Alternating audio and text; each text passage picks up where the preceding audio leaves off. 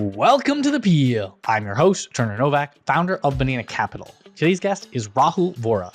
You might know Rahul as the founder and CEO of Superhuman. It's the premium email client used by busy professionals, including me, to get work done faster. Rahul recently sold his company to Grammarly, which had just acquired Coda, and then rebranded the combined companies to Superhuman, of which he's now the CEO of Superhuman Mail. And I personally love this conversation because Grammarly is one of the original generative AI products, first started in 2009 to help you write better. It's quietly one of the most underrated companies that no one talks about, having grown to over 40 million daily active users and over $700 million in ARR. It's fascinating because they've spent years building a backdoor into over 1 million other products that they're now building more AI products on top of. We talk about Rahul's journey building Superhuman, go inside the acquisition, talk about the grand vision of the new company, and all the lessons he's learned from this acquisition, plus selling his first company, Rapportive, to LinkedIn in 2014. We also revisit his famous quantitative guide to finding PMF, designing your product like a video game, and why we need more solo founders. A quick thank you to Todd Goldberg, Ed Sim, Shomik Ghosh, Ryan Hoover, and Rahul's brother Gaurav for helping brainstorm topics for the conversation. A reminder, I publish 2 episodes of The Peel every week exploring the world's greatest startup stories, just like this one. Check out the back catalog of over 100 episodes and tune in next week for a conversation with 8 Sleep founder Matteo Franceschetti on all things sleep and health optimization. Let's talk to Rahul after a quick word from Hanover Park. Hanover Park vertically integrates fund admin, portfolio management, and the LP experience for finance and investment teams. Most of you have probably interfaced with a fund admin provider in some way. They're a necessary evil for every type of asset manager across not just venture, but also private equity and private credit. They provide bookkeeping and accounting so investment firms can report to their investors on a quarterly basis. What's crazy is they charge hundreds of thousands or millions of dollars per year to basically not screw up your accounting. They stitch together third-party software like QuickBooks, Bill.com, Salesforce, and Excel, and then throw a bunch of bodies at you. And that's where Hanover Park comes in. They built their own accounting system from scratch, which ingests all your firm's data and documents, and their AI native solution automates all the manual work that drives private market investors crazy. Head to hanoverpark.com/Turner and try the AI native ERP for private market funds. That's hanoverpark.com/Turner and 10x your fund admin. Rahul, welcome to the show. Hey, thank you for having me. Yeah, this should be fun. You are fresh off some pretty big news. I guess maybe we're like a month in now. I actually don't know. I don't know how far in we are from this happening. But tell us what happened recently, and then we can kind of go behind the scenes of how it all kind of went down. Of course, yeah. Well, I feel like I'm fresh off 2 pieces of pretty big news. I'm guessing you're referring to the fact that my company, Superhuman, was acquired by Grammarly. And you were asking me just before the show when that happened, and I was racking my brains because I forgot. I didn't remember the exact date. So this is a good reminder to put it into my permanent memory. It was July 1st this year that we announced the acquisition, although of course we'd been working on it for quite some time before then. And the other piece of news that we're fresh off of is just last week, our parent company, Grammarly, we announced that we will now be known as Superhuman going forwards, which was quite interesting. We were trending on Twitter. My phone was blowing up, as you can imagine. It's obviously absolutely the right thing for us to do. And the product that I started way back 11 years ago is now known as Superhuman Mail going forwards as we build out the AI productivity suite of choice. Amazing. So there's a lot of different things I want to talk about based on everything you just said. So I guess the acquisition, you said it was a long time coming. How did it kind of come about? Yeah, well, I met the CEO of Superhuman, which is Shishir. That's so crazy to say, like the CEO of Superhuman, who you were previously the CEO of Superhuman. I know, it's kind of crazy. And usually those kinds of things happen in less than ideal circumstances. I mean, you would have seen this as a VC many times. It's often a founder who's kind of run out of steam, or maybe they're not achieving the results they need to. That's usually the scenario where you have another CEO of the company you founded. This is such a weird and unusual situation where we were acquired and then the acquired company takes the name. Anyway, I met Shishir many, many years ago, back in 2017. And back then he was the co-founder and CEO of Coda. And we were at a conference, and it was one of those special moments where no one else was around. So he and we could get into some really deep conversation. And this was the lobby conference out in Hawaii. At the time, David Hornick, who organizes it, he was at August Capital. Of course, now he is at, I think it's Lobby Capital. The conference and the VC fund are now the same. And the team do an absolutely phenomenal job, like just the most incredible set of people that they bring together. And as you know, back then, we did only one-on-one VIP concierge onboardings. And we were either early or late. I don't really remember which, but it was just me and Shashir around the pool at this hotel in Hawaii, margaritas in hand. And I asked him, who are you? What do you do? Because it was the first time I met him. And he told me that he told me his career path and that his first job was actually at Microsoft working on Outlook. And I was like, oh boy, do I have a product for you. I onboarded him right there and then, right by the pool.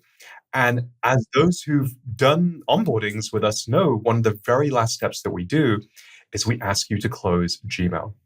And when I asked him to close Gmail, his mouse was moving up to his pin tabs. And another tab caught my eye, which was an app called Krypton. And I asked him, hey, what is this Krypton thing? And Shashir then proceeded to give me the best product demo I'd seen in years. It was a document. It was also a spreadsheet. It was also a database. It was this collaboration tool. It was a mini app builder. And after that conference, we stayed in touch. Shashir invested in Superhuman. I invested in Krypton. Krypton renamed to Coda. And then, of course, late last year, Grammarly acquired Coda. And in their acquisition announcement, which I think came out middle to late December, I don't remember the exact dates. Maybe it was like December. I'm seeing headlines. Yeah. December 17th of 2024. That sounds about right. Yeah. So December 18, 2024, that was announced. And in that blog post, the one that Shashir wrote at Coda, he said something like, I'm watching how AI changes just about how every tool and service operates. And I drafted my 2025 planning memo and I titled it the AI Native Productivity Suite. And my jaw hit the floor because if I were to show you our fundraising decks, and we should do that at some point. Like I think there's this, especially now that we're acquired, like there's this fun thing that we can do where we can go through our fundraising decks over time. And you'll see that for a long time, we've been pitching that at Superhuman, we're going to build the AI native productivity and collaboration suite of choice. And so just from that, it was obvious that we had this overlap. And email is a critical part of this suite. It's also a much bigger problem than most people realize. There are roughly 1 billion professionals in the world. On average, we spend 3 hours a day in email. That's 3 billion hours every single day. It's north of 1 trillion hours every single year. That's insane. It's crazy. We actually spend more time in email than any other work app. So as soon as I saw this acquisition announcement, I texted him and we jumped on a Zoom. I think it was December 26th that we jumped on a Zoom because we were trying to schedule. And that was literally just before he was about to take his family on vacation. I think they were heading to Brazil or something. And I caught him before he went to the airport. And he pitched me basically what he pitched Grammarly.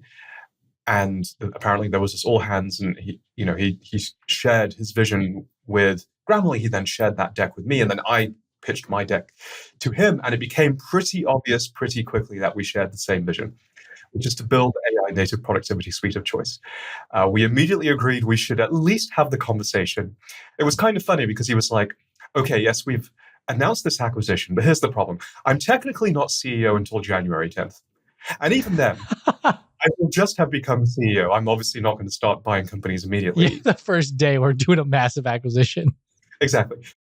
So I was like, okay, cool. It's December 26th. You need a break. I need a break. Our respective teams are probably burnt out and need breaks. Let's all take a chill pill and come back in January. And you need to do your listening tour and let me think about how I want to even proceed with any acquisition scenario. And of course, like, I'm a good founder. I'm going to find my options. I'm going to run a fulsome process, and let's just everyone take the time to do this properly. And we came back in January, and then we really got into it. And so did Shashir, so Coda was acquired by Grammarly, and then he was, as part of that acquisition, they're like, you're going to lead the combined entity. That was kind of the plan. That was the plan, yeah. I think the Grammarly team really knew that they wanted a change of guard and a change of leadership. Shashir is one of the all-time greats, and we're very, very lucky to have him as CEO. But it does mean that like this, I was remarking yesterday to a friend who was asking how it's going. And I said, this is one of the most exciting places I can possibly imagine being. Just a year ago, not only were we not called Superhuman, not only had we not acquired Superhuman, not only was Shashir not the CEO, not only had we not acquired Coda, we were just a completely different company doing something completely different. And all of that has changed in the space of a year. There is just so much change and so much momentum and so much excitement that we have going on. So I think it might be interesting. I think Grammarly is quietly one of the biggest products that most people don't know of. What is it? Actually, like the core initial product of Grammarly, and then like how big has kind of the whole umbrella that you guys have gotten to at this point? Yeah, great question. Grammarly, I also had no idea how big it was. I mean, I kind of knew how big it was, right? Like it's in venture circles, it's kind of talked about, but also very misunderstood. I bootstrapped primarily for the most of its life. That's the issue. There was no like VC content marketing machine like they were reminding everybody about how great it is, because there's no one was incentivized because no VCs owned it. Yeah, which is a good reminder that when a company quote unquote goes hot, like how much is it actually a phenomenal business versus the investors are very, very good at helping that story be told in the press, and the founders as well. Obviously, some founders, the kinds that you and I like to invest in, are phenomenal press machines. Which is like good. Yeah, you like should make a good product. The company should be good, and you should maximize people talking about it. Like all those things are beautiful when they work together. I love doing that. Like I think it's one of the things I can operate at a world-class level in is I mean, gosh darn it, we went into email, which is a product dominated by incumbents, which are free, and despite everyone before us failing, actually managed to succeed and build a product that people love and pay for. But that requires building momentum, that requires building a brand, it requires telling the story. But yeah, like people just weren't really talking about Grammarly. And I think it's because they didn't really raise funding. I don't remember the exact numbers, but like I think the first funding raised was hundreds of millions of dollars. It was a fair amount of secondary, some primary. It was definitely growth stage by the time that it happened. And as a result, it's just not part of the normal Silicon Valley. Like the lore kind of, or like the narrative. Yeah. Yeah, exactly. Which is one of the things that we wanted to change with of course, this name. Like we are here and we've arrived and like we're on the map and watch out because we're doing some incredible things. So you were talking about like how big is. Yeah, I'm just curious because like I think I remember seeing something like 70 million active Grammarly users a couple of years ago. I don't know how correct directionally that number is, but Yeah, that directionally correct. So I could share that we are north of 40 million daily users of Grammarly, now known as Superhuman, and we make north of $700 million of revenue every single year. And when I heard that, I was like, wait, what? 700 million? 40 million? That's insane. And as we were starting to dig into the acquisition rationale, there were really three things that got me. I think first, there was this strong and obvious strategic overlap. Not only is it at scale, it turns out that email sits at the very heart of where Grammarly is used today. For professionals, email is actually the number one use case for Grammarly. 3 of the top 10 apps that Grammarly is used in are email apps. And Grammarly helps write more than 50 million emails every single week. That was the first thing. The second thing was the people. Shashir, he's very special. He's actually, I was remarking upon this to my co-founders, who I think you know, Vivek and Conrad. And he's one of the few people that I would actually work with and for. And that is because he's one of the best systems thinkers I know. And I think when you're building a company and you want to hit like 50 billion of market cap, 100 billion plus of market cap. You need like a full stable of the best people in the world, people who are the best at what they do. And in those January meetings, we started discussing the vision. And I said, Shashir, you are hands down one of the best architects that I know. And I bet that I am one of the best artists that you know. And in order to pull this thing off, we're going to need a bunch of the best architects and a bunch of the best artists. And that really resonated with him. And so far, I've found that everyone at the company has just really been so impressive.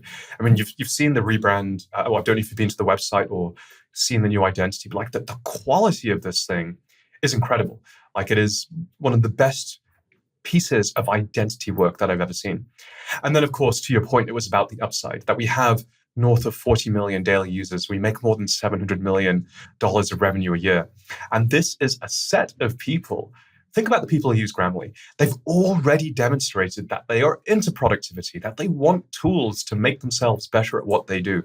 And so there's so much potential value in bringing these users new products, cross-selling, creating this bundle, products that make their lives even better.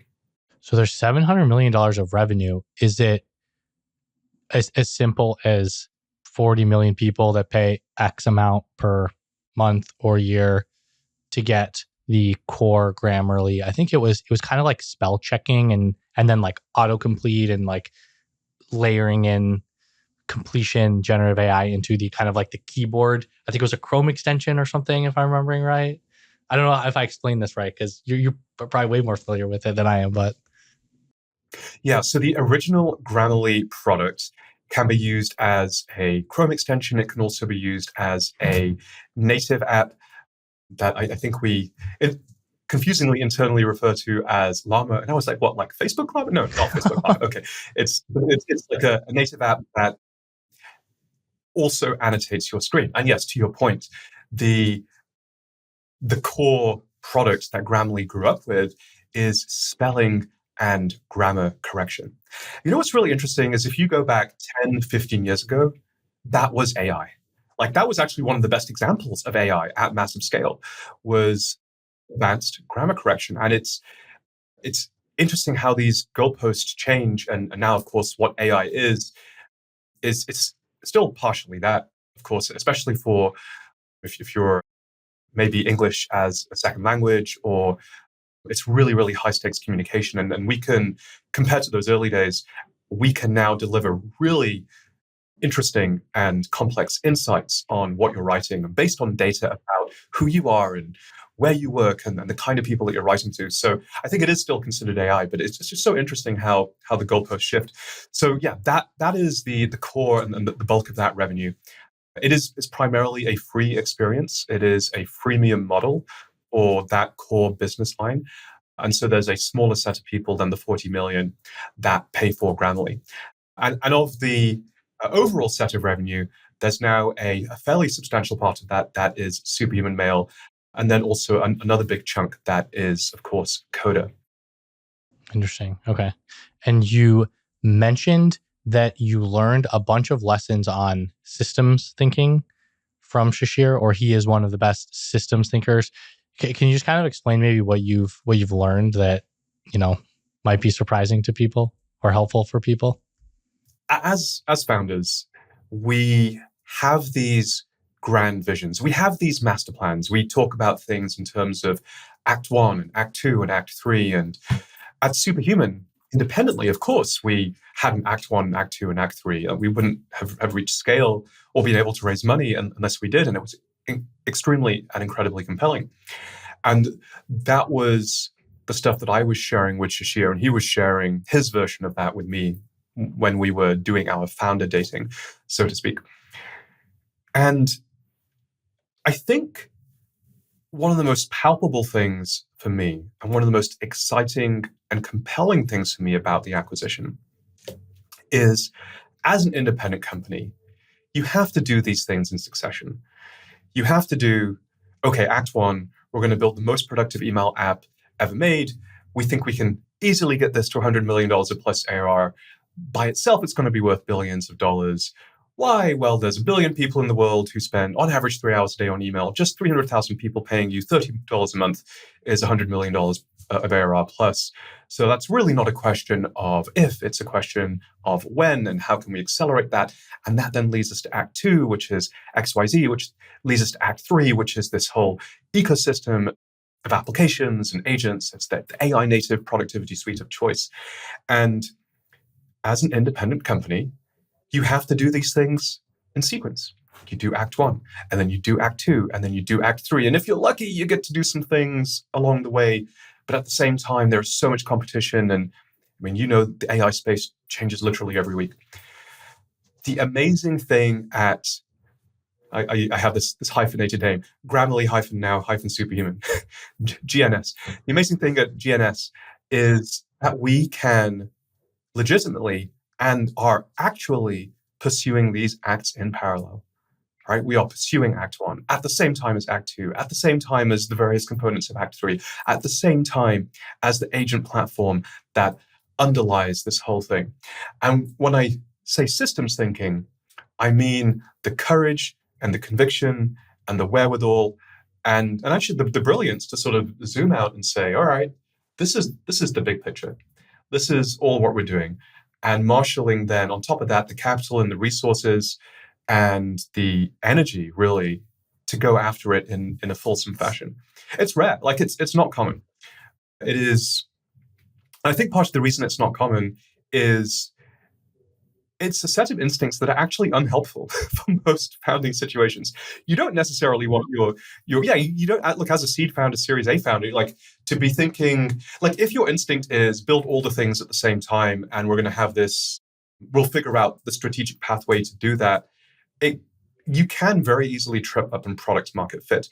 I think one of the most interesting things about Shishir as a founder is one of his most formative experiences, and I know this because it's the basis of almost every example, he would not mind me saying that, is his time as, I think, simultaneously as the chief product officer and the chief technical officer of YouTube. And he saw YouTube and led YouTube's growth through really its most exciting period, which requires a tremendous ability to handle complexity and to marshal those resources and to operate inside a larger mothership, which is its own skill altogether. And it's very, very impressive. It is a very, very rare skill. And that's what I call an architect. And at the same time, you need artists. I'm not the best person to do that piece that I just articulated. But I think I'm really, really good. And I can play at a world-class level when it comes to taking 1, 2, 3, 4, it doesn't really matter how many of those products, and then building them and making sure that those products win in markets, even when it's as insane as paid email. Yeah. Yeah. And it's when I think of, if I were to go full galaxy brain on like, what is Superhuman strategy, like a year ago or 2 years ago, it was probably, you probably want to get into calendar, which I think you guys did start to add some calendar features. You probably want documents. You probably want like other productivity apps. You're probably going to make some sort of agents that save me time. And to your point, it's like, okay, well, it's all here already. Like I get to do those alongside and like it's all kind of together. Is there anything challenging about just like combining these like multiple, like when I think of Grammarly, Coda, Superhuman, maybe there's more in there, but those are like 3 businesses. Like you had teams, procedures, motions. Was there anything you've learned about just like how do you get them all working together, or maybe you're still figuring it out? Definitely still figuring it out. I mean, I think that it is an ongoing process. And maybe fortunately for Superhuman, the Coda acquisition happened first, and there were a number of things that went really well, but I think there are also a number of things that we learned from and have. One of the things I really like about this team, by the way, is sort of the ability to go, okay, that was a mistake. Boom, we're going to fix it and do it better next time, which we then did in the Superhuman acquisition. And I'm sure we'll take all the lessons from this one and apply it to the next one, whatever and whenever that may be. So yeah, there's this strong learning machine here that gets continually applied to everything we do. You've mentioned a little bit about like the big vision for the company. What is it? Like you've kind of hinted on it, but like, what's the big vision for Superhuman 10 years, 20 years in the future? What does it look like? Yeah, my gosh. It gets me so excited. Okay, so our vision is to give you superpowers everywhere you work. And we're starting by building the AI native productivity suite of choice. And that suite starts with, of course, Superhuman Mail, which it's the most productive email app ever made. It also starts with Coda, which is the all-in-one AI workspace for teams. It's actually an incredible product. It's been a while since I used it and come back, and it's phenomenal. And Grammarly, which is your trusted, always available writing partner that works wherever you work. And again, we already talked about it. It's not really a known entity inside of Silicon Valley for most of the knowledge workers here, but this is, oh boy, is this a business at scale that many, many millions of people live and swear by every day. And then, of course, a new product that we announced as part of the rebrand last week, which is Superhuman Go. That's a proactive AI companion that works in every app you use. Oh, I didn't even see that one. Right, we have big plans for this suite, and our goal with it is to unlock the superhuman potential in everybody. Interesting. I'm looking at Superhuman Go right now because I missed that one. That's really interesting. So it's like, is it similar to Grammarly where it kind of embeds, or it looks like you like sync it with different things you can integrate with, like calendar? It looks like it syncs with your email. How exactly does that work? Both of those things are true. And this is a good example of systems thinking or strategic thinking. Grammarly, as they were figuring out what the next steps for the company would be, of course, you analyze what are you good at, what are you not good at, where are the advantages. And one of the most strategic assets at Grammarly is that over the last 15 years, the team has done this incredible grind. It really cannot be overstated that Grammarly works with over 1 million applications and websites. And it literally plugs into the DOM, or if you're using the native app via the accessibility tree. Like, it feels native. You download the Grammarly app and you're in Microsoft Word or whatever, like Slack, Granola, all these things that we use every day, works in Figma as well. Like, these are my daily apps. And it's annotating and it's writing and it feels native, like it's a part of those applications. That is not easy. That is really, really hard. There is a large contingent of the company that exists to make that work and to keep it incredible. So that's an asset. What can we do with this? Well, this asset is like we've built an AI superhighway, that we have built these rails or this road network across every application and website that people use. But there is only one car that is allowed to drive on this highway, and that is your grammar car or your language car, which isn't, that's kind of nuts. So what the team correctly identified is this is a massive opportunity. This grammar thing you can think of as an agent. It's a proto-agent, like one of the first agents, if you will. Relatively limited in terms of skill, but turns out that one agent is an amazing business. What else could we put here? Well, we could actually just build all the superpowers wherever you work, and we could have it be connected to all the tools and applications you already use. So imagine you or I are working together, and let's say we use Slack, and we're talking about a design. Maybe where you Slack me a Figma link, and I'm like, yo, this is really cool, but there are some things I want to talk about live. And one or both of us is running Superhuman Go. Let's say I'm running it. When I say we should talk about this live, imagine that getting an underline, an annotation inside of Slack. And I hover over it, and Superhuman Go says, hey, it looks like you want to schedule a meeting. As soon as I hover over it, actually in line in that canvas, I see your calendar and my calendar side to side. This is where we can leverage what we've been building at Superhuman Mail. To your point, we're really, really deep on calendar, very close to an experience that we could pull out as a separate calendar app. Whether or not we do that, we're still debating, but we could do it.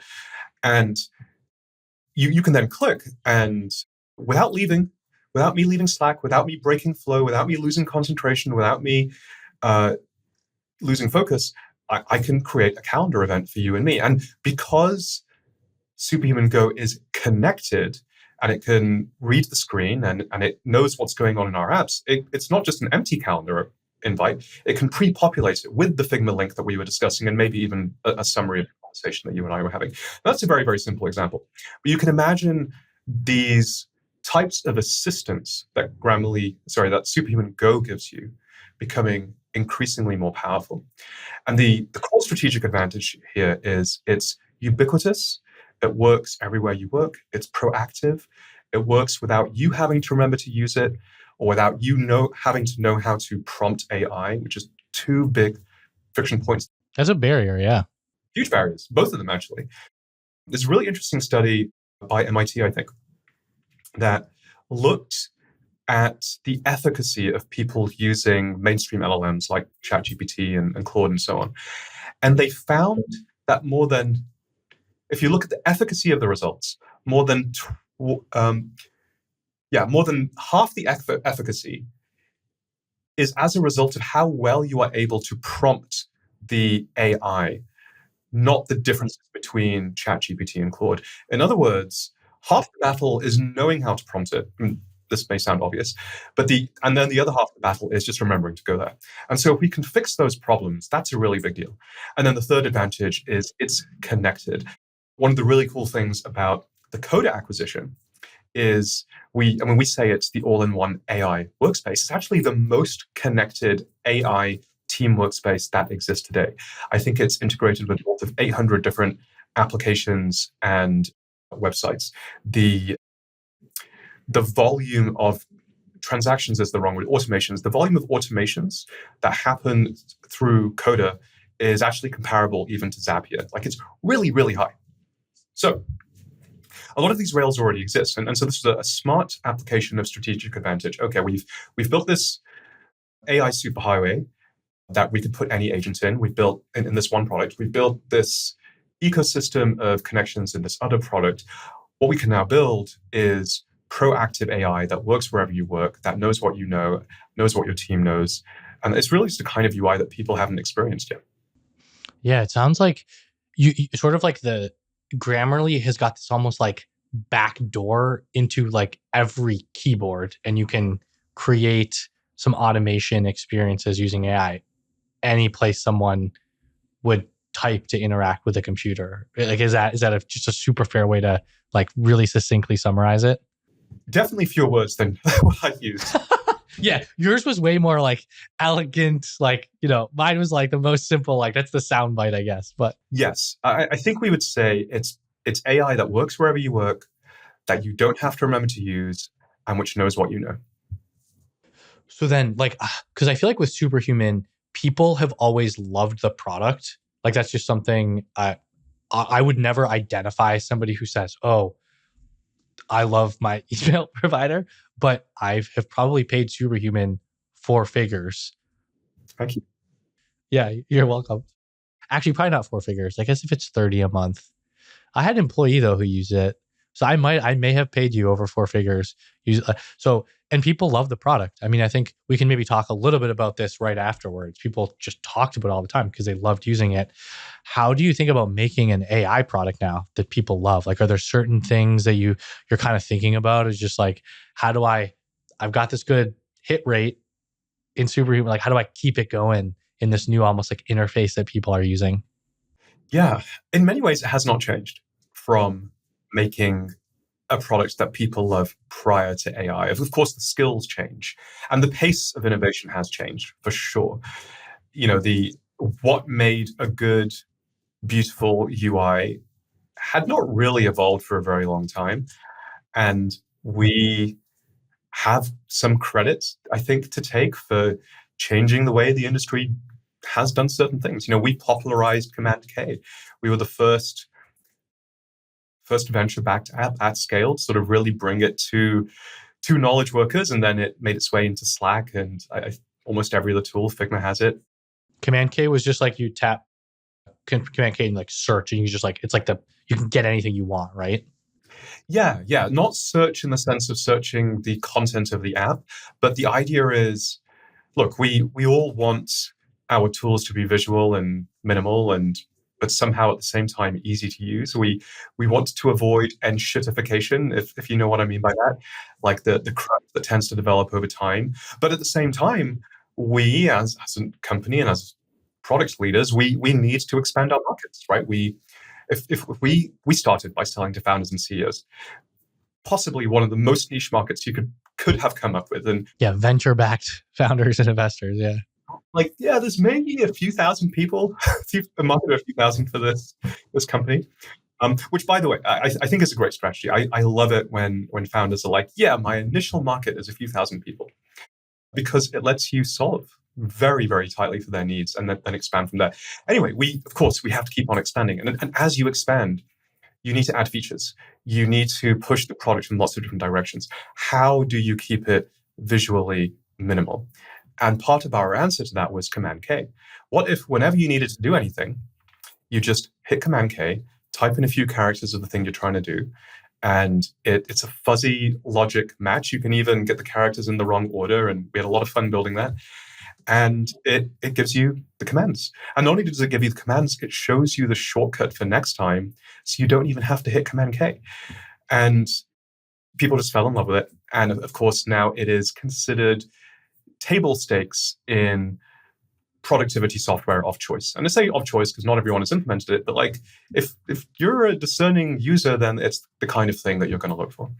So the point I was making was UI, what good UI was, really hasn't changed that much. We pushed the envelope in terms of keyboard shortcuts, in terms of Command K, and then I think later on in terms of what does a great onboarding look like. But in terms of making software that people love, I think it's because we make software like it is a game. Most software companies worry about what users want or what users need, but nobody needs a game to exist. There are no requirements for a game. And when you make a game, you don't worry about what users want or need. You instead obsess over how they feel. And when your product is a game, people don't just use it, they play it. They find it fun, they tell their friends, they fall in love with it. And game design turns out to be an altogether different kind of product development. And I think that's the real secret to what we do at Superhuman. So you think to make a good AI product, it almost has to kind of feel like a game? Look, I mean, there are many ways to skin a cat, and there are many roads to success. At Superhuman Mail, that was definitely the lens that we had, which is make this as fun as a game. Apply the principles of game design. Yeah, because I remember, I think one of the things I really that got me interested in it, and reason was to use it, was the shortcuts. If you've used Excel, if you do any kind of finance job, they're like, don't touch the mouse, only use the keyboard. And then if you go back to video games, I was literally playing Age of Empires 1 a couple nights ago. I don't know if you ever played Age of Empires, but with those games, you need to use the keyboard because so what I've been doing is I'll play Age of Empires 1 on hardest difficulty. I don't know if you've ever played. And basically, they just get unlimited resources. Yeah, they're like cheats at that point. Yeah, they basically get to cheat. So you have to figure out, my advantage is I literally just know the hotkeys to quickly create and move things around as fast as possible. So, I mean, that's a gaming design 101 for these more advanced games. Is the shortcuts, the hotkeys. Exactly. Yeah, totally. So, I mean, it turns out there's a lot that goes into great game design, and I've actually been obsessed with game design my entire life. Yeah, I was going to say, so you were a game designer for a while, right? So did you get into it? What was the first game you played? Do you remember? That's a great question.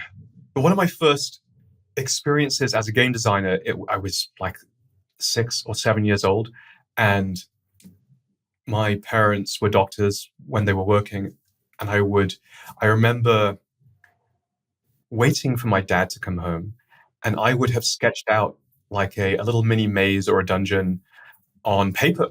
It's a pen and paper game. And I would kind of wait behind the couch, apparently, with this pen and paper thing. Hiding? Yeah, I would jump out to surprise him when he would come home.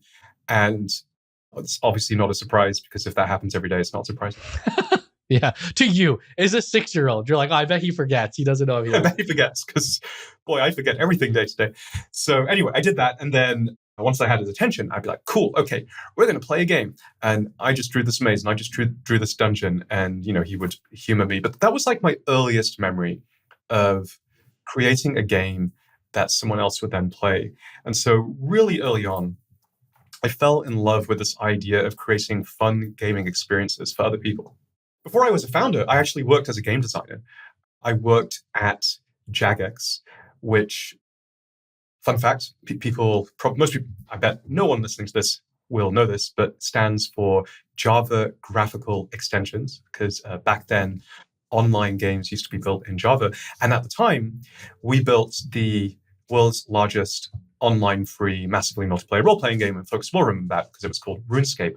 And I had the really fun job of developing a fair amount of content for that game, including a lot of the southern tropical island. It was the island of Karamja. And I can't tell you how many people, I mean, I can, it's not that many, but it is surprising. I can tell you precisely how many people, like 2 or 3 people a year who ping me, who are like, hey, Superhuman, yeah, whatever. But that thing that you made when you were 18, 19, 20 years old, that was like a formative memory for me as a child. I was like, click, click, click, click, click, all the way through that. And it was so cool. And the quest I made that people really to this day remember and ping me about all the time is Monkey Madness, which was a very, very ambitious quest for the game engine that we made. Anyway, so yes, I did work professionally as a game designer for a while. And during that time, and as a founder, I took the opportunity to go really deep into the principles of game design. And it turns out there is no unifying theory of game design. To create games, we need to draw upon the art and science of psychology, of mathematics, of storytelling, and interaction design. And at Superhuman, we distilled these down to 5 factors to consider, which are goals, emotions, toys, controls, and flow. And across those things, we then identified about 13 principles of game design. And one example principle would be make fun toys and then combine them into games. And so a fun question to consider is, are toys the same as games? It's a philosophical question. What do you think? Are toys the same as games? I would say probably not, because I think a game is like a system of fun things or designs kind of stitched together, and a toy is just one single experience. If that's, I don't know, that's how I'd maybe define it. Yeah. Yeah, I mean, there's no right or wrong answer here, but I think that's right, that there's a level of complexity to games, and they're often comprised of toys. There's also a linguistic difference. We play with toys, but we play games. That's an interesting difference. A ball is a toy, but football is a game. And to your point, it turns out that the best games are built with toys. Why? Because then they are fun on both levels, the level of the toy and the game itself. Now, in Superhuman Mail, a favorite toy is the time autocompleter, which you use to snooze emails. This is when you hit H and you're then pushing the email out. And you can type whatever you want. It can be complete gibberish, and it still does its best to understand you. And I realized this was fun when in onboardings, I would see people just to start playing with it, quite literally, right? Like you can type in 2D and it becomes 2 days, 3H becomes 3 hours, 1MO is 1 month. And then people start to indulge in what I call playful exploration. They're thinking, what can it do? Where does it break? How does it work? And it's not long before people start doing this. I wonder what happens if I keep typing 10. Well, it turns out that's October the 10th at 10:10 p.m. Or how about a sequence of 2s? Well, that's February the 2nd, 2022 at 2 p.m. And then I saw people trying to do more complex inputs like, will it get in a fortnight and a day? And then lo and behold, it works. And it's not long before people start finding pleasant surprises. And by the way, pleasant surprise is the fundamental underpinning of joy, the emotion. For example, time zone math happens without you thinking about it. Like you can say, hey, send this message 8 a.m. Tokyo time. And it turns out that's 8 p.m. Eastern time. Who's going to stay awake until 8 p.m. Eastern time? And most people are really delighted to find out that if you really want, you can snooze emails until forever. Like they never come back. You can literally type in H never, and then the email will never come back. And there's a fun little ASCII shrug emoji. You know the one that Neva Shrug Ventures has. Like that's the representation of it. So yeah, I would say to people interested in game design, like think about the features of your product. Do they indulge playful exploration? Are they fun? Are these features fun even without a goal? And do they create moments of pleasant surprise? Because if so, congratulations, you have a toy and you can use that to build a great game. Interesting. Was this so your company that you built before Superhuman, it was called Rapportive. Was it anything like it was kind of email based, right? Am I remembering right? Like it was like a LinkedIn email overlay or something? Yeah, it turns out I have an email problem. Yeah, you just like can't get away. I don't, I can tell you exactly why. I went to the University of Cambridge and I started a PhD because I had the absurd delusion that a PhD would be a great way to start a company. And it turns out to be one of the worst possible ways to start a company. And the best way is, in fact, just to start a company. And so I learned that about a year in. I had a great time. Like, I really What were you studying? machine learning way before anything worked. So this was 2005 to 2006. I did like a year and a half. So this was like literally if then statements kind of a thing, like earliest version of it. It was a really interesting point during the state of the art. We'd gone beyond if then statements. Neural networks were decidedly unfucking cool. Like, which today is kind of like, what? But like, it was a dead technology at the time. It was all Bayesian inference and regression, and it was a different time, and like very little actually worked. Yeah, what was like the coolest thing you could do? Automatic scanning of deposited checks and like knowing what those numbers were from handwriting. It was 2005, 2006. That's impressive. Yeah. Maybe actually, no, more impressively than that was like large scale translation. And very few companies could do this, right? Google could do Google Translate, but like it was not that impressive. And so I also realized I'm not an AI researcher. Maybe I could have been, but I'm much more an entrepreneur. I'm really a designer at heart, and I made a name for myself at the computer laboratory at Cambridge in the UK by being the hype man. Like I would go to a lot of these researchers were not good at explaining their ideas, and they were not great at writing papers. And I'm like, I'm a pretty good communicator. I can take your idea and like, you tell me where you want to get it published. I will get the paper published. You know, I'll craft the perfect abstract. I'll think of really, really good examples to market. Basically, product marketer. I would product market the AI research. Yeah. Which, you know, weirdly, now that I think about it, why isn't that how academia works? Like every department should just hire product marketers to help their researchers. It's kind of not structured that way, but it should be. Because someone will like write a paper of like, you know, like CRISPR, like we can edit DNA. We can literally like create anything. Like we can cure and solve all problems in the world. It's just like no one knows it exists because no one has marketed the paper correctly. Like I feel like that's probably one of the biggest, the highest ROI unlocks anyone could do. Maybe after post Superhuman, you go back and you'd be like an academic research hype man again. Maybe. One of my co-founders did precisely that, and he's made quite the name from reporting from Superhuman. He's made quite the name for himself, Martin Kleppman.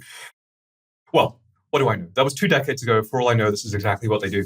The point is, I was not a great academic, and I have completely lost the track. Why am I telling you the story? What was the original question? Well, for Rapportive. So you like somehow dropped out of your PhD and started the company, right? Yeah. Okay, here is why. I knew I wanted to be an entrepreneur.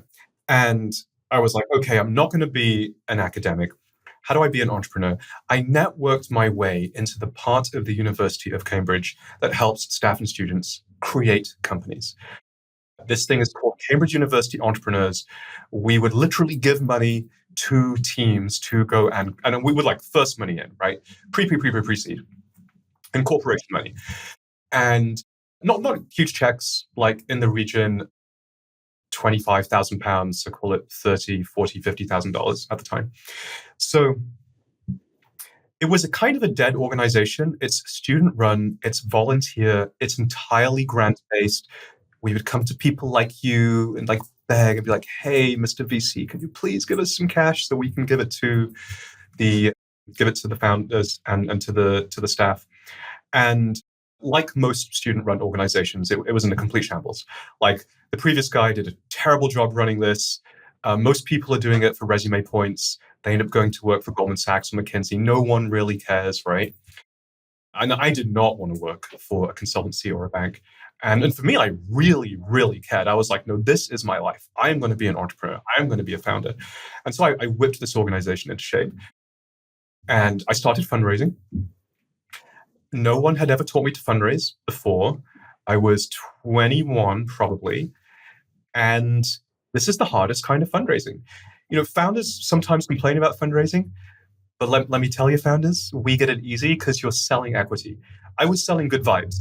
I was like, this is grant money. You give me money. And like, I say, Turner, give me money. You don't get anything back. You'd be like, what do I get? I'll be like, I'll maybe buy you coffee, although I'll kind of expect you to buy me the coffee. Like that's it. So it was a good trial by fire. It really taught me how to fundraise in the most hardest circumstances.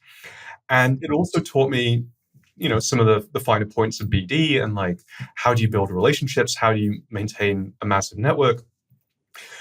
And I realized the problem that led me to my last company, Rapportive. Now, with Rapportive, you could see everything about your contacts right inside your inbox. You could see what people look like, where they're based, where they work, what they do. You could find ways to break the ice, topics to bond over, reasons to get back in touch, and you could learn how to be astute, personal, effective, and ultimately brilliant with people. And by the way, this feature is built into Superhuman Mail. It's awesome. It's pretty unique. It's one of the reasons people love the product. But back then, this was the product. It was the entire thing. And knowing that it would, like, a product like this just had to exist, I came to that realization through running this organization, Cambridge University Entrepreneurs. And it got like pretty big, if I'm remembering right. Like you had I forget. I actually have never seen like an actual number. I just know that it got pretty big. But what was like the scale of this, and then what happened? Like ultimate outcome of the business. Yeah. We scaled initially super rapidly at the time. I mean, these numbers will seem quaint in retrospect, but this was in like 2009, right? 2010-ish. Yeah, I started writing the first line of code. This was a single founder company to begin with. Actually, so was Superhuman. By the way, I think that's the best way for companies to start. We can talk more about that in a bit. But I wrote the first line of code January 10, 2010. And then 6 weeks later, I was done. Like it was such a simple product. And I'd applied to Y Combinator.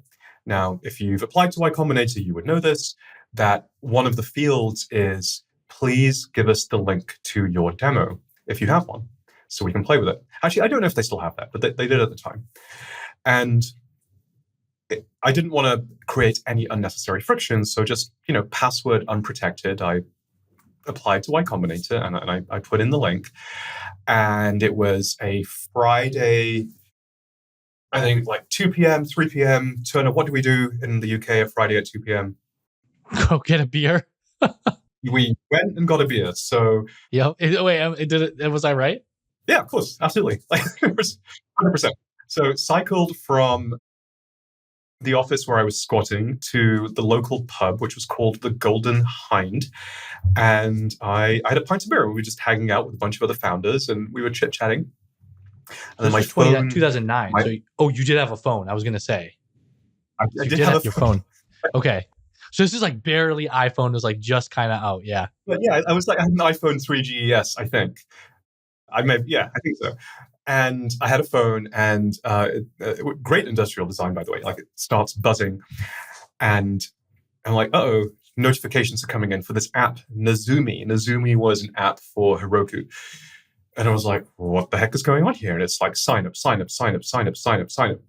And I open the app on the phone, the terminal, and I type in user.count and I hit enter. By the way, I had 10 users when I left the office and it was like 500. I do up and enter and it's like 1,000, up and enter and it's like 2,000. I'm like, oh shit. I literally said, here, hold my beer.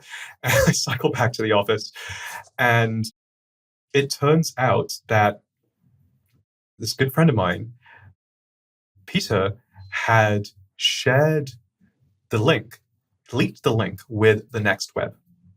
And the editor at the time, Z McCain, the Next Web used to be like this really, really big, still is, used to be this really big deal blog online, had written about it, written an article. And it was like a glowing recommendation, a glowing review. And over the first 24 hours, we had like 10,000 downloads. Over the next 2 or 3 days, we got to like 32,000 users. And again, now, like, whatever, these numbers. That's child's play. But at the time, it was like, I mean, like Sequoia reached out and like Jason Calacanis reached out and like all these people randomly reached out to this dude in Cambridge, UK, because at the time that was very, very unlikely and very rare. And so, first of all, I'm eternally grateful to Pete for like leaking that link. That's what a good friend does, is he tips off the press and doesn't tell you. The next thing you know, it goes super viral. Secondly, it's exactly what you want when you're applying to Y Combinator. I think my application kind of sucked, but as soon as that happened, they were like, yeah, okay, you're in. Like this is exactly, you clearly hacked the system. You're going to do fine, and good job, you're in. It was a little bit weird because we ended up having to have the YC interview 30 days before the actual YC interviews, which they do only very rarely. I don't know if they do this anymore, but they did very rarely, if there were extreme circumstances. So I remember being on a Skype call, that era, on a Skype call with PG, and he was kind of pacing around, so we could only really see his t-shirt and his shorts. He was pacing around, and I'm like, are you there? Wait, you couldn't see his face? It was like, his head was like above the screen. We saw Jessica's face. Okay. It was above the screen. It was actually really funny.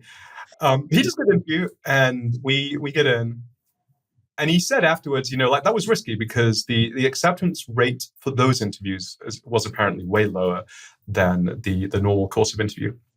But we get in, and yeah, that's the story of how Rapportive took off. The reason the acquisition came about is we scaled to millions of users, and we managed to acquire all of LinkedIn's daily active users at the time, 2012, into one app, like 2 million-ish users, and which is weirdly high and weirdly low, right? But the specific users that we had were a very valuable set of users. Yeah, you just think of like who were LinkedIn power users in 2012. It's probably just like sales people and like recruiters and someone who would want that's the bar in their email to just say like, hey, Rahul just did this, you should slide in and suggest this. Or it was a lot of Silicon Valley, a lot of CEOs, a lot of founders, a lot of executives. I would say like that's like half of it. And then sales and recruiters. At LinkedIn, we used to say hire, market, sell. So recruiters, marketers, salespeople. Okay. And then so they got to the point where LinkedIn was like, hey, there's something here, like we want it. Come join the company. If only acquisitions were that easy. If only. The Superhuman one was 6 months of intense effort. The LinkedIn Rapportive one was a bit different. And again, I think there are multiple ways to sell a company. But the Rapportive LinkedIn one was a bit more traditional. It was the direct result of a business development relationship, an API integration relationship. To begin with, we didn't work with LinkedIn directly at all because, as you can imagine, LinkedIn did not want people taking LinkedIn profiles and sticking it inside a Gmail. You might think, well, that's good for LinkedIn. This is the classic platform API protectionism debate. Yeah, it is good for LinkedIn, I guess, but in a way, if they control it, it would be better, right? And if one of their businesses is monetizing search on both sides for people looking for jobs and people looking to hire for jobs, then does this get in the way? There are some big philosophical questions there. So historically, LinkedIn has never had a public look up people by email address API. So what we did is we bought the data, and historically there have always been companies that scrape LinkedIn and sell the data. We bought the data off one of the first companies to do that, which was a company called Rapportive. Rapportive, founded by Oren Hoffman and a bunch of other people, including Vivek Sodera, who became one of my co-founders for Superhuman. Fun story about Vivek is he was the very first person I ever met in San Francisco. Early in the course of Rapportive, I was like, I need access to some data. I need it was basically a small data play. give me a profile. I'm going to render it in Gmail. Who sells the data? There was really only one company that was doing this well, and they were called Rapleaf. And I learned from my mentors in Cambridge, what we're blessed, we have a lot of successful entrepreneurs around the University of Cambridge. A very clear lesson was there is no substitute for simply turning up. And so I just got on the plane and I landed in San Francisco and I emailed Oren Hoffman, the CEO of Rapleaf. I was like, yo, this is me. This is what I'm building. You may have seen we went viral yesterday or 2 days ago. We're interviewing with YC and just got in. Can I please come and hang out at your office? And also, by the way, can I have your data? By the way, I don't have any money. Can I have it for free? And to my great surprise, but again, like if you don't ask, you're not going to get it, right? You've got to shoot your shot. To my great surprise, he said, sure, come swing by the office. We'll take good care of you. As I think you might do, like this young child is like, hey, could I have your attention? And he's like, yeah, cool. Here's some attention. And he pawned me off to Vivek. It was like, Vivek, you are our startup guy. This appears to be a startup. Maybe please take care of whatever this is. And so I get to the Rapleaf office and I meet with Oren. He gives me like 15 minutes. I give him the pitch. He's like, cool, if you're raising money, I'll invest 10K. And he then handed me off to Vivek. And Vivek was like, so I guess he was the second person I ever met in San Francisco. And he then brokered the deal with me. And he was like, yeah, we'll give you like 4 million lookups a month, which at the time was, I was like, because, you can cache these lookups and the data doesn't change very frequently. I was like, wow, that's like way more than we'll need for a very long time. And then after that, it was going to be a few cents per lookup. We negotiated the cost and I went my merry way. And that was that. We didn't really talk that much thereafter, except for YC Demo Day. And I do the YC Demo Day pitch. And it was a very weird pitch because we'd already raised our seed round by then. So my pitch for YC Demo Day was like, haha, I've already raised money, but let me tell you what we're doing anyway.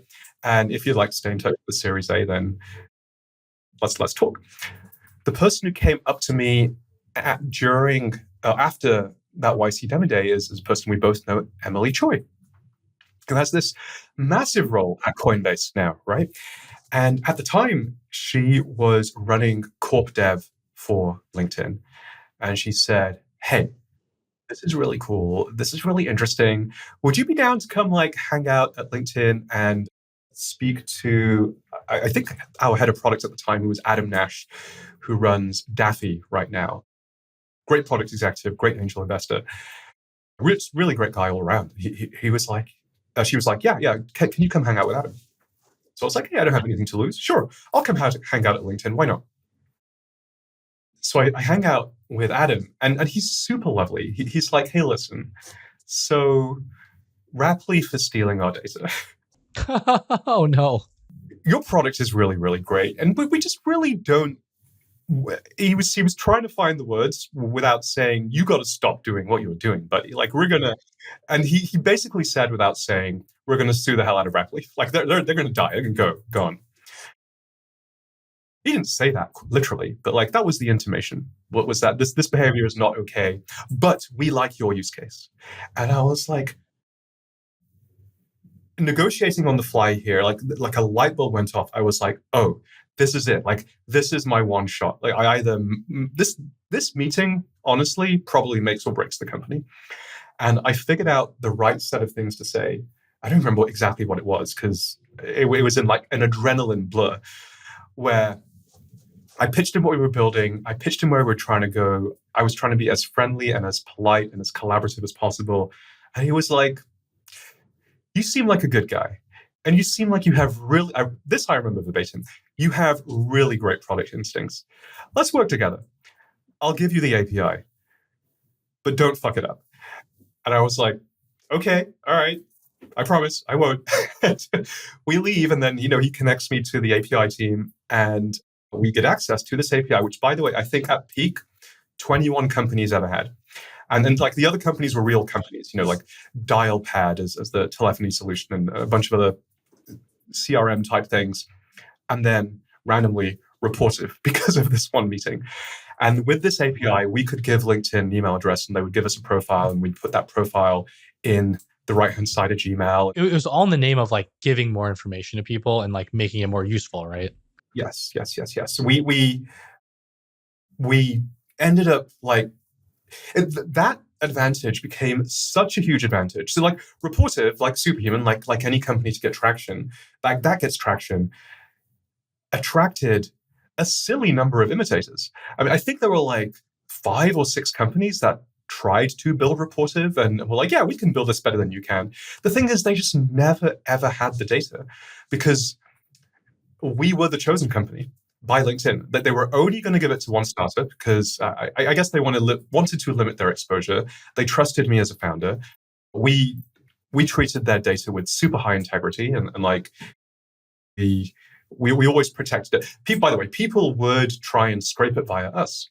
And we promised them that like, okay, you put your alarm bells on, we're going to put our alarm bells on. If either of us notice scraping, then let the other know and like we'll fix it. But like every month, people would figure out how to scrape the data from Rapportive and we would fix it.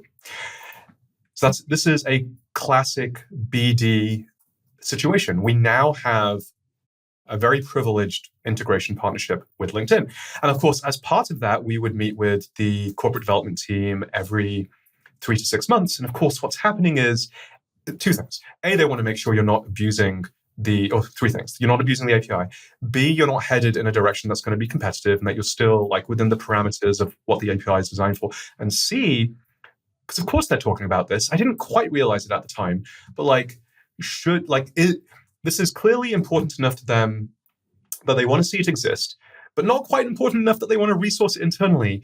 But has it become important enough that they want to now own it, right? And when it became clear that we had all their daily active users, which had I known at the time, I think I would have sold it for a lot more money. Really? Okay. Yeah, they were like, hey, how do you feel about doing this at LinkedIn? In reality, it was a lot more complicated. I can tell the story if you're interested, but the very short version is we were pitching Greylock for our Series A, and we were pitching Reed and David C. And Reed came back and he was like, there are 2 ways we can do this. We can write you a term sheet from Greylock, or here's another idea. Bear with me. What do you think about doing this at LinkedIn? And we talked a little bit about what that might look like. And I'm like, you know what? These are both interesting. Let's parallel track these and see where these conversations go. Interesting. Okay. Do you feel, so you feel like, I guess to kind of summarize the story, it sounds like you had unique product, you had access to some kind of unique thing that like no one else had. You were positioned in a way where it was like not important to LinkedIn originally.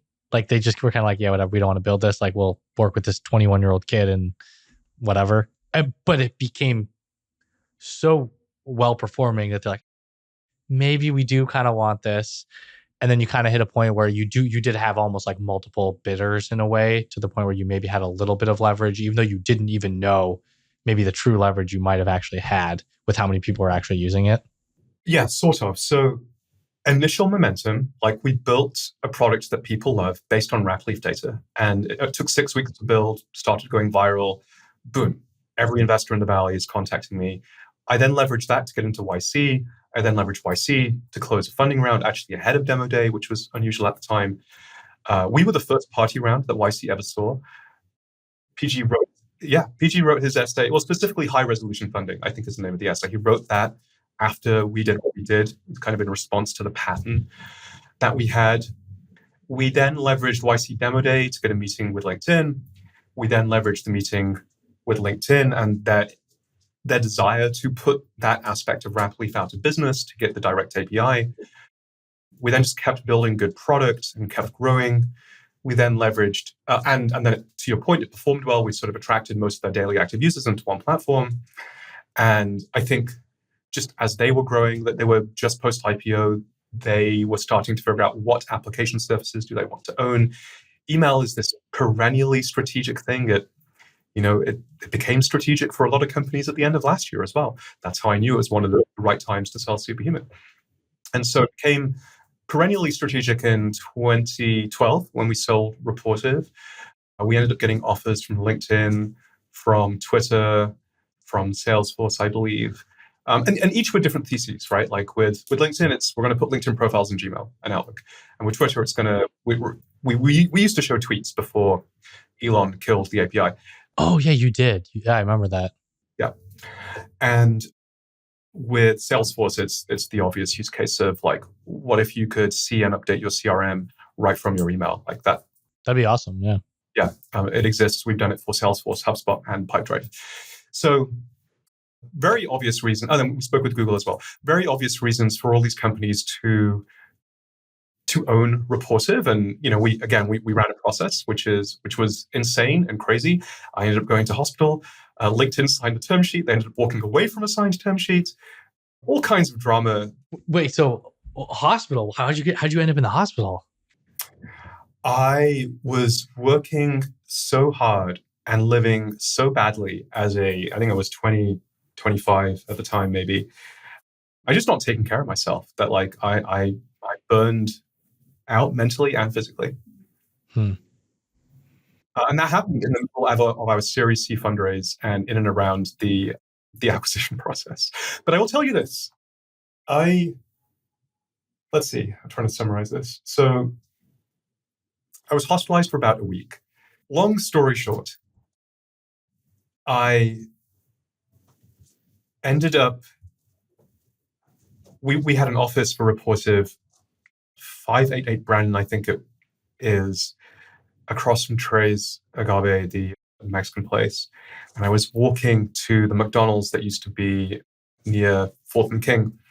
And I remember walking every single step being more and more painful, like this sharp shooting pain up my leg. And it was getting worse and worse and worse until by the time I get to the McDonald's, I'm like, I just can't walk anymore. And I end up collapsing on the roadside. And there's this, because it's San Francisco, so next to this homeless guy. He looks at me, he was like, "Hey buddy, you don't look so good." And I'm thinking, wow, how did my life get to this point? Like, what happened? Then I collapsed outside the McDonald's and the homeless guy's telling me I don't look great. And so I pull out my iPhone 3GS and I text one of my teammates, Lee, and I'm like, "Yo, Lee, I think I might be dying next to McDonald's. Can you please come rescue me?" And he comes racing out of the office. And he finds me, and then he picks me up and he hoists me over his shoulder, and I'm like, onwards to Safeway. And he kind of just like drags me the next 2 blocks to Safeway. I buy some medicine because I'm having this major acid reflux episode. So I buy some antacids. And like an idiot, I go back to the office and I keep on working. And I work the rest of the day.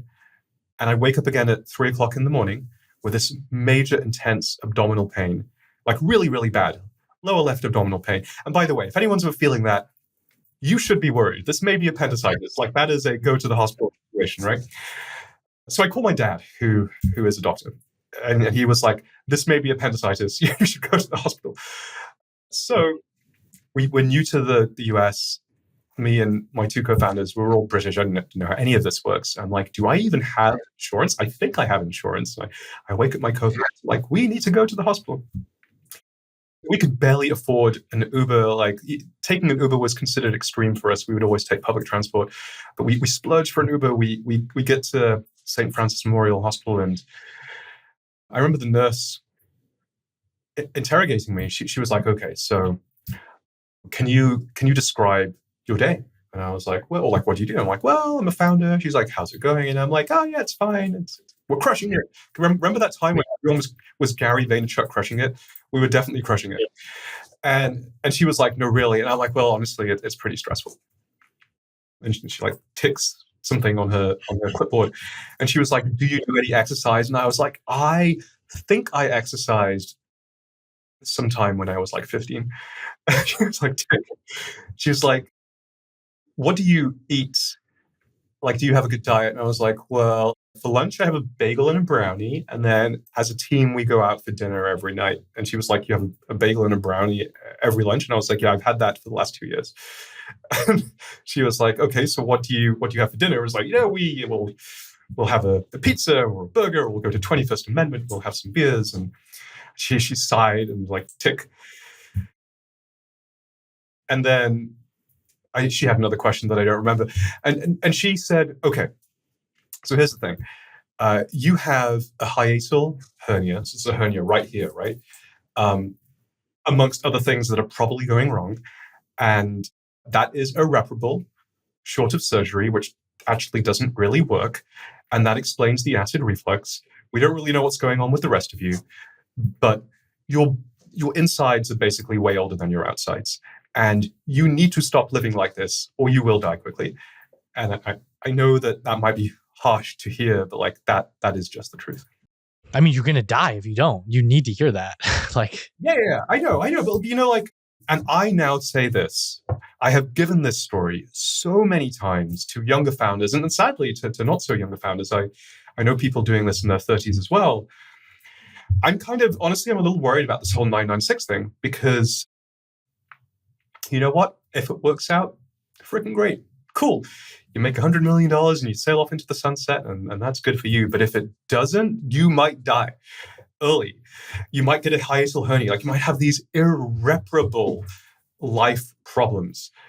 Now, I'm at least glad that the younger generation is drinking alcohol way less, but like, they're doing other stuff, and we don't know what that other stuff is, what the long-term implications of those things are going to be. Anyway, why am I telling you this story? This all happened simultaneously with the LinkedIn acquisition. And I will tell you, coming out of that experience, I was in hospital for a week. I was in recovery for about 4 weeks. My aunt and uncle very lovingly took care of me at their place in Sunnyvale. And I was like, I had to learn how to eat again. I was like eating little tiny bowls of rice every day, liquid only. And then slowly I think the level of system shock was just basically everything shut down. I had to learn how to move again and walk again and eat again. And like, it gave me this profound appreciation for my health and for my body and for my level of stress. And that is a superpower. That is a true superpower when you don't give a fuck in fundraising situations or in M&A situations.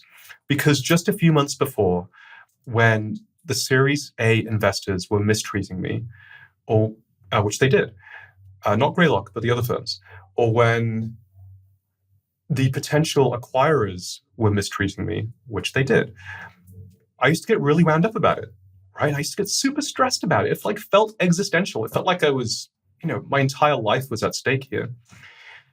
But something changed. It was like, it really just felt like a change in aura. I literally stopped caring. I just did not care anymore. Zero fucks left to give. And I was in those meetings. And the moment I sensed BS, I was like, cool, right? We'll be in touch. Nice conversation. And you know what? That changed the dynamic of every single conversation I was in. They could feel it. They could sense it. And suddenly everyone started chasing us.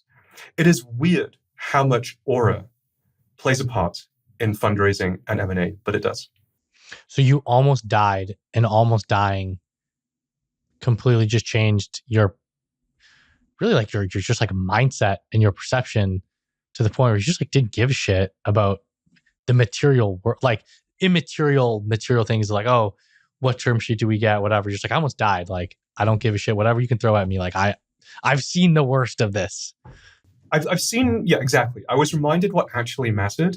And, I still cared about making the company successful. And here's a crazy fact. We sold the company with 2 weeks of runway left. 2 weeks. You can imagine that. At a premium. It's a great exit. Some of our investors made 20x their money. Most of them made 3 to 5x their money. 2 weeks left. And at the end of that, I was like Zen mode. And there was just something about the aura where I just didn't care anymore. Like, I knew it was going to work. And my reaction was, I'm going to make this work no matter what. And the thing that I lost patience for was being mistreated. And so when people would mistreat me and give me BS answers, or the runaround or ghost me. I was like, yeah, I'm not dealing with it. Yeah. So you mentioned two other things. LinkedIn pulled a term sheet or something with the acquisition, and then also the 2 weeks of runway before you landed this. Tell me about those two things. Yeah, we signed a term sheet with LinkedIn on December the 11th of 2011. And there are two ways you can do M&A at the small scale. M&A at the small scale is often like an acquisition of talent as it is roadmap and future roadmap. And for us, it was kind of a mixture of all of those things because we were only 5 people, including me. And so you have a choice of doing the interviews before signing a term sheet or after. And there are pros and cons either way, of course. Interviews, this is when they like meet the team. Meet the team. And for a team size of 5, they're going to meet the whole team. Right, for Superhuman, Mail, I think they met maybe, I want to say 5, 10, 15 people, max, more like 10 people. But for Rapportive, it was the entire company because we were only 5 people. And so they are going to meet the people at some point, sooner or later. Any acquirer is going to want to peek under the hood and do the due diligence and say, okay, every founder says they have the best team in the world. Are they actually? Way more due diligence happens here, by the way, than VCs do. VCs, I found, just generally roll with it. They'll meet your co-founder. Maybe they'll come to the office, but that's very rare these days. Some of them don't even meet the co-founder. They're just like, Rahul seems great. The chart's going up. Which is shocking. Most VCs do not meet the CTO. It's kind of crazy. I mean, I've changed my initial decision based on meeting other co-founders. Like whether it's I actually do end up investing or I don't, based on meeting other people on the team. And it's usually not like I met the CEO, I hated them, but then like the CTO was great and I invested. It was more of like, man, maybe there's something here. I just always meet both the co-founders and you meet the CTO and like, they're a really good engineer, or like, really, there's definitely something here. And then you go back to the CEO and you're like, okay, now I kind of get this. So I think that's so important, just meeting everybody, as many as you can. Yeah, I couldn't agree more. So LinkedIn met everybody, and we disagreed about this. There's perverse incentives here because the company is always trying to acquire you for less. And I think people are literally incentivized on that. I think there are people in the organization whose job it is to acquire you for less. And we thought that, we agreed a price at the term sheet. This is me and my naivete. I thought, cool, end of negotiation. That's BS. That is not the end of negotiation. It's the beginning. Is the start. That is like the first 10 or 15%. And so there's going to be a bunch of retrades and reprices all along. And do not be surprised if you end up anywhere from like 50% of what you thought you were going to sell up to like, maybe you trade at a haircut 10, 15% below whatever that price was, right? But I didn't know that. And they met the team, and there were 2 or 3 people where they were like, okay, some of your engineers, fantastic. Some, we don't think they've met the bar that you've told us. And I was like, that's BS. These people are fantastic. They are great. You don't know them. And they actually are phenomenal, and went on to have incredible careers at LinkedIn. So like LinkedIn was wrong. I was right. But we got into this disagreement about this, and they wanted to retrade on the basis of interviewing the team. And then stuff happened internally, and our executive sponsor went on like a 6-week vacation, and this, that, the other. And they pulled the term sheet because they wanted to retrade on price, and we couldn't agree on the retrade price. I felt like it was just like completely not within the spirit of how we were engaging. But of course, they did end up buying the company 3 months later. Yeah, because that is pretty common where they'll say like, oh, you owe like back taxes, or, we incurred all these costs and like you have to pay the costs and we're going to like back it out of the price. And then also it's like you might have had other conversations that you like drop out of, and they know you're like the only option, or they know that they are now the only person you're talking to. So you want to make sure. I've had that with portfolio companies before, is like all those things I just mentioned have been things where they've like, there's kind of been gotchas where, yeah, the price is like 30% lower than you initially thought. And you have a month of runway and you just have to do the deal. Yeah. I mean, there are ways you can protect against this, and I'm by no means an expert, but I think we handled this very well at Superhuman. We worked with, and I'm going to give a shout out to my new favorite M&A advisory bank, Axom, AXOM. They did phenomenal work, incredible work here. They're all ex-Catalyst, which means they have the Catalyst playbook, the precision, the Rolodex, the contacts, the whole thing. It's really, really, really great work. And I don't remember the term sheet exactly, but it's things like, look, we both agree there will be no material retrades. Now, what is material? We didn't define what material is, but at least there's something to point to that we can start to have a conversation around if and when we need to. And we agree the topics that we will retrade over. Sales tax is a classic one. And super normal, actually is happening in our case, because most startups don't pay sales tax in certain states. It's just not something that you set up. And that also isn't a risk most acquirers can take on. So when an acquisition happens, it is expected that those states will come knocking and say, hey, you owe us, it's usually not a bunch of money, but you owe us some sales tax, right? And to mitigate that, you'll create these escrow funds or a holdback or things along those lines. That's all completely normal.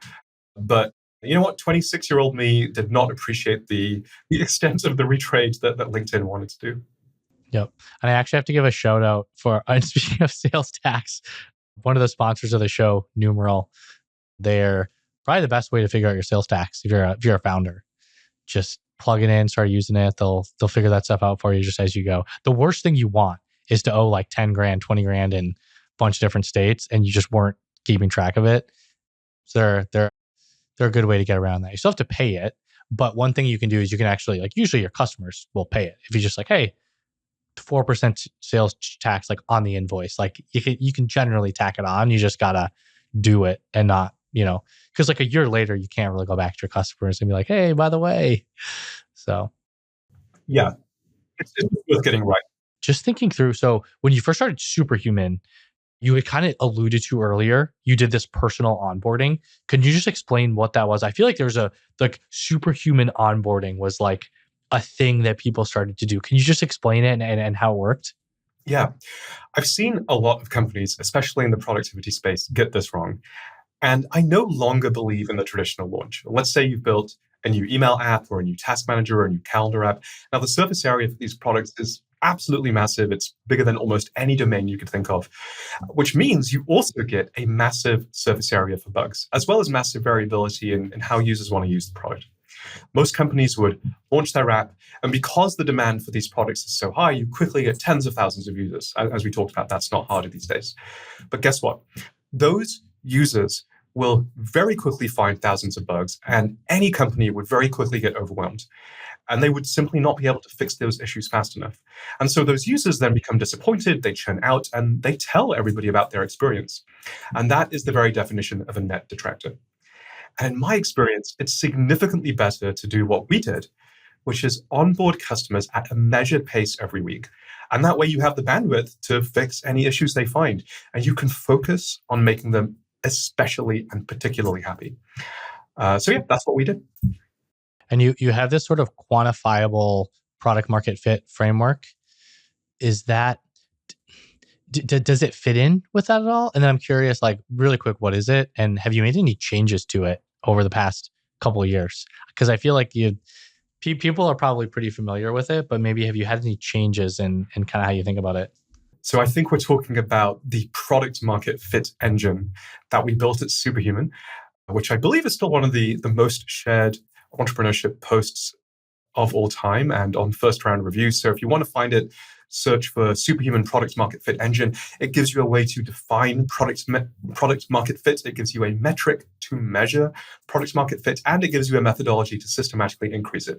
The crazy thing is, it can even generate your roadmap for you. And guaranteed, this will make sense when you read it, guaranteed that roadmap will take you to product market fit as measured by this metric over time. And it's a very thorough process, which is definitely more than a 15-minute conversation. But it basically revolves around one core question, which is, how would you feel if you couldn't use the product? 3 possible answers. Very disappointed, meaning they would love it. They love the product. Exactly. Somewhat disappointed or not disappointed. And you measure the percentage that say very disappointed. And there's a whole process for figuring out what to build to get more and more and more people saying very disappointed. And yes, we still use it to this day. Interesting. And it's basically if 40% of people are very disappointed, then you have product market fit. Am I remembering that right? Yes, although the caveat with all of these metrics, and this applies to NPS and everything else, is the number changing over time is just as, if not more important than the absolute number, because there's going to be some form of systematic bias in however you measure this. And we do it by email. I'm sure we'd get different numbers if we texted people, right? But the question is, how is it changing over time? Interesting. Okay. And it's probably products too. Like email might be a product that people naturally hate or love versus it might be another category that people like love this, even if it's a bad product, just generally speaking, like the category. So I guess you could be biased there too. But that's an interesting point of just like, do people over time get more and more disappointed if you were to no longer be able to use the product? Or as you add new and new personas, are you able to maintain the high score that you hope you have? Is usually how we think about it. When it comes to sort of like building the Superhuman brand, I know we talked about earlier, you literally rebranded the top company around the Superhuman brand that you had kind of built. Maybe it was just a coincidence because the name is a great name. Maybe that's all it is. But like, how do you think about just building a good brand? Well, I think there are two pieces to this. Number one, build something people love. And then number two, build something memorable. And even if you don't love Superhuman, the product, you can't help but remember it. Like, it's just one of those names that it kind of piques interest. It's intriguing. If you didn't know it was a mail app, you're like, hey, what is this Superhuman thing? What does it mean to be sent by a superhuman? Like, what actually is that? So there was that. And the other piece of this was I was deliberately backsolving for a 100-year iconic generational brand, which, and it still feels surreal because it just happened last week, I think will happen. I think that we are going to build this 100-year company. And this dream that we had when we founded Superhuman all the way back 11 years ago is going to still come to pass. And that is incredible.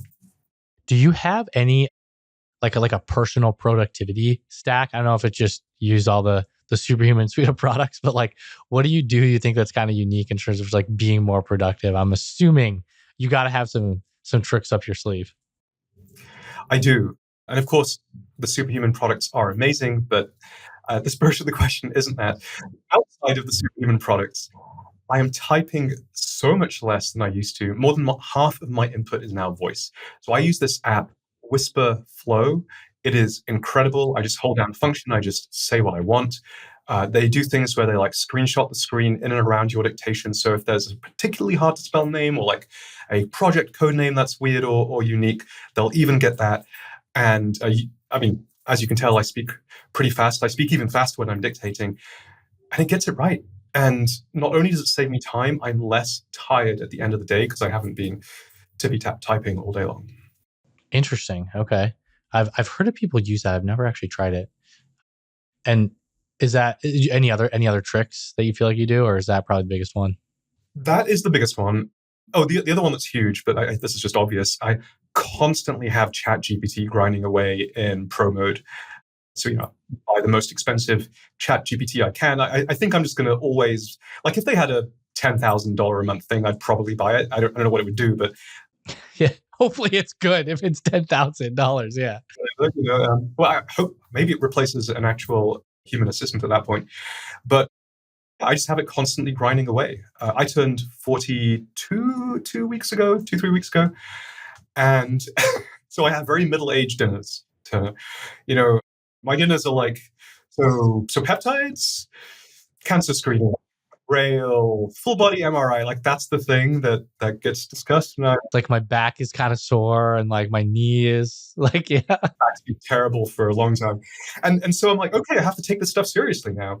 Like, but I'm not an expert. So for the last week, basically nonstop, I'm sure I cost OpenAI more money than I pay them.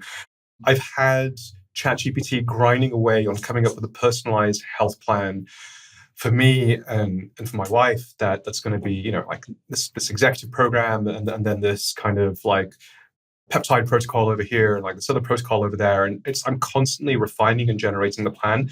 Like honestly, the kind of thing where I feel like I'm working full time with a person. So that's what I'm doing to, it's not more productive. In a way, it's more productivity, but it's, I think, common to a lot of what we see with AI. It's simply work I wouldn't do otherwise. Like it's not giving me more time, but it is letting me do something I previously would not be able to do. Yeah, because it's just like it's completing a job, like it's doing some digital labor for you. Like I'm sure you would love to have done all this research, but like you would have had to search around and read some things, and now ChatGPT can just like summarize it. And Exactly. Yeah.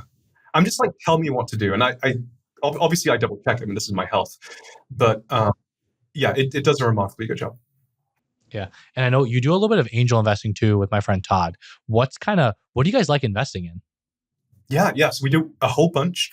We've invested in 120 plus startups now. Check size is typically 300K to 500K. We're investing out of Fund 3, 7 unicorns. So we have Zip, Superbase, High Touch, Mercury, Writer, Next Health, Placer. So that's a 6%-ish unicorn rate. As of today, we have many, many more to come. One that we're particularly excited about right now is Loyal. Loyal makes longevity drugs for dogs. You probably saw this. Celine's actually a prior guest of the show. I love Celine. Really? She's awesome. I didn't know that. Yeah. I mean, she's a And they're force not of a unicorn yet? I would have sworn. No comment. Celine's comment, right? Okay, fair. They received FDA efficacy approval in February, making them the first company in the history of forever to receive FDA approval for lifespan extension. And people are sleeping on this. Like, do you know how big that is? That means the government believes and agrees that their drug is going to extend the lifespan of older, larger dogs. And they have many tailwinds that will continue to compound, like longevity has become mainstream. We were just talking about it. GLP-1s are normalized. The veterinary market is consolidating with private equity. So that's one of many examples that we're currently very, very excited by. But yeah, it's really fun to invest in startups alongside Todd. And I think it makes me a better executor of technology and a better operator. Yeah, and talking about Celine, she was a solo founder. You mentioned you think there should be more solo founders. Because I feel like general consensus is like you get a bunch of people, everyone's good at different things. Like it's not as hard because you have help.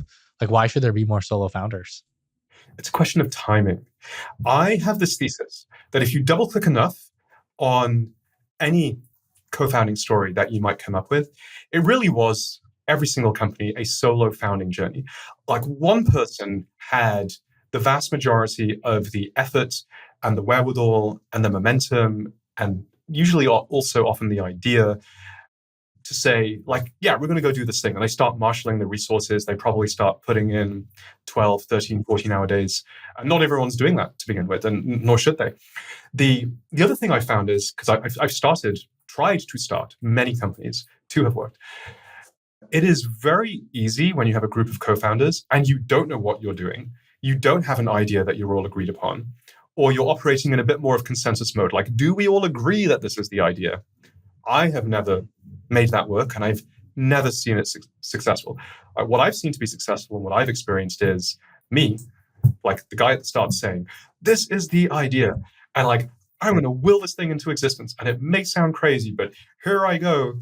And I do that for, like, in the Rapportive case, I did that for 3 months until we got into YC. And that was the point where I recruited co-founders. And in Superhuman's case, I did it for 9 months and raised the first $1 million of capital by myself, bought superhuman.com by myself, built the first mocks landing page, knew exactly what we were going to build, hired a design agency, started creating concepts. And I used that momentum to bring on board Vivek Sudera, who was my operations co-founder, and Conrad Owen, my CTO. Yeah, it sounds like there's a lot more that goes into it than people might think for that kind of stuff. Well, this is a lot of fun. Thanks for coming on the show. This is awesome. Yeah, absolutely. Thank you for having me. Great conversation. And thank you for listening. Thanks again to Hanover Park for supporting this episode. Head to hanoverpark.com/Turner to upgrade your fund admin to the 21st century. If you missed it, make sure to check out last week's episode with Will Gabrick at Stripe, where we go inside their stablecoin strategy, how they use AI, and if they'll ever go public. Tune in next week for 8 Sleep founder Matteo Franceschetti for a deep dive on personal health and how he built a hardware company. If you like this conversation, please like, comment, subscribe, and share this with a friend. If you don't want to miss a future episode, subscribe to my newsletter, The Split, linked in the description to get each episode plus the transcripts emailed directly to your inbox every week. Thanks again for listening. See you next time.